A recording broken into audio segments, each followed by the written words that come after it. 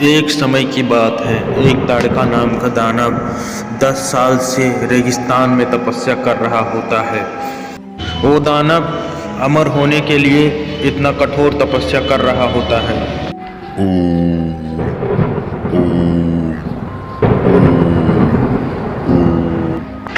थोड़ी ही देर बाद वहां पर भगवान प्रकट हो जाते हैं। हे दानव, मैं तुम्हारे तपस्या से प्रसन्न हो गया। मांगो, तुम क्या वरदान मांगते हो? हे ब्रह्मदेव, तुम मुझे ऐसा वरदान दो कि कोई कभी मुझे पराजित न कर पाए, न कभी मेरी मृत्यु हो। मुझे अमर होने का वरदान दे दो। हे मूर्ख दानव, मैं तो तुझे ऐसा वरदान तो नहीं दे सकता हूँ, पर मैं तुझे एक जादुई बोतल देता हूँ। उस जादुई बोतल में तेरी जान रहेगी, और जब तक वो जादुई बोतल नहीं फूटेगी तब तक तेरी जान नहीं जाएगी। ये मेरा वरदान है। फिर ब्रह्मा ने उस ताड़का राक्षस को शक्ति दे देते हैं। हे दानव, मैं तुझे बोतल और शक्ति दोनों भी दे दिया हूँ, लेकिन इसका इस्तेमाल गलत मत करना, वरना तुम्हारा शक्ति चली जाएगी। और लोगों की भलाई करना। इतना कह के फिर ब्रह्मदेव वहां से चले जाते हैं। मैं तो अमर हो गया, अब मुझे कोई नहीं रोक सकता। फिर बोतल उठाकर वो दानव अपने घर की ओर जाने लगता है। ये बोतल को अब कहीं छिपा कर रख देते। वो दानव की दो राक्षसी पत्नियां थी। एक का नाम था भूचाल, एक का नाम था बवंडर। हे बवंडर, तुम जाओ मेरे लिए खाने का व्यवस्था करो। मुझे बहुत भूख लगी है और खाने में बकरे का मांस चाहिए मुझे। जैसी आपकी इच्छा स्वामी। तभी दानव की पत्नी ने उसको बकरे का मांस और मुर्गी का मांस, सबका मांस वो उसको ले आती है।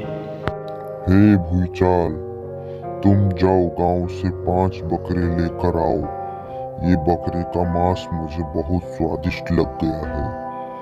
आज शाम के मैं इसी को ही खाऊंगा। तुम जाओ, जैसी आपकी इच्छा प्रभु। इतना कह के दूसरी राक्षसी पत्नियां वहां से गायब हो जाती हैं। फिर भूचाल वहां से आसमान से नीचे की तरफ गांव में आ जाती है और आके ही एक छोटी बच्ची का भेष कर लेती है।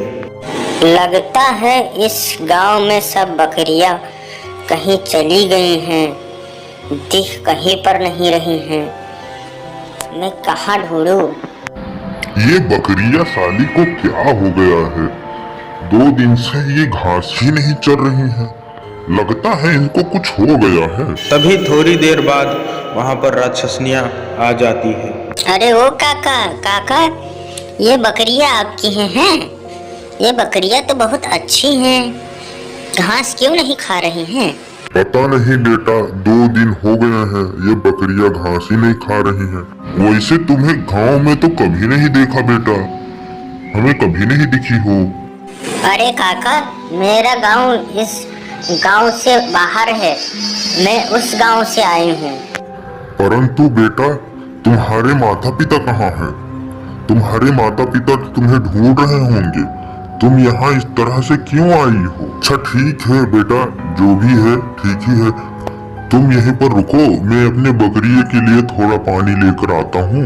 तब तक तुम यहीं रहो, फिर बात करते हैं। ठीक है चाचा, आप आराम से जाओ। इतना कह के बकरियों का मालिक पानी लेने चला जाता है।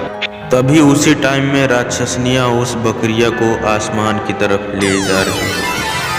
जब आसमान में उड़ जाते हैं बकरिया और राक्षसनियां, तब लाल रंग का चादर में उसको उड़ा कर ले जा रही होती है।